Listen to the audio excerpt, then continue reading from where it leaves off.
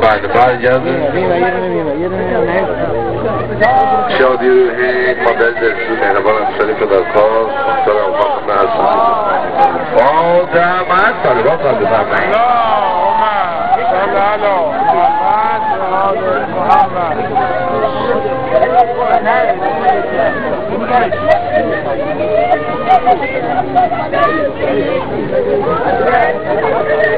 من خواهش میکنم نامحرم ها از مزار خانم حسانی فاصله بگیریم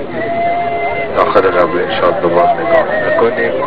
اجازه بدیم محرم هاش کنار مزارش باشه حاجرک الله انشاءالله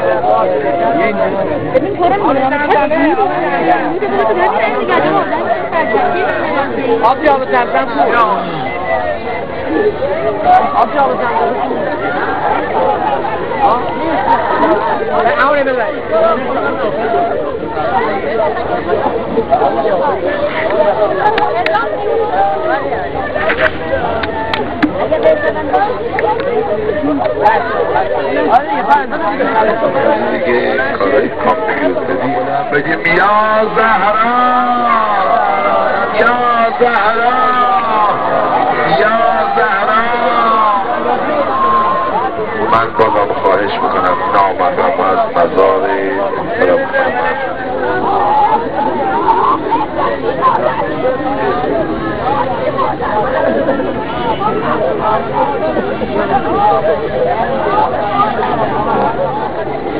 باطن از طلبات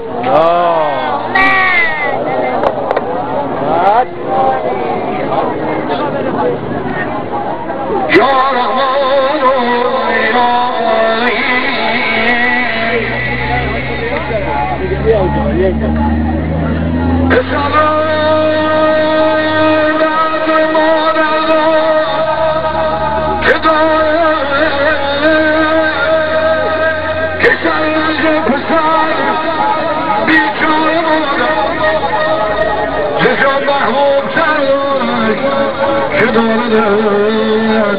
زکان محمود سر بیشار مادر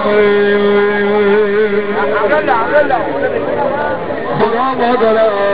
نمازی شود شد نجا مادرم میخواد تا که سجاد یا تا برد خالدان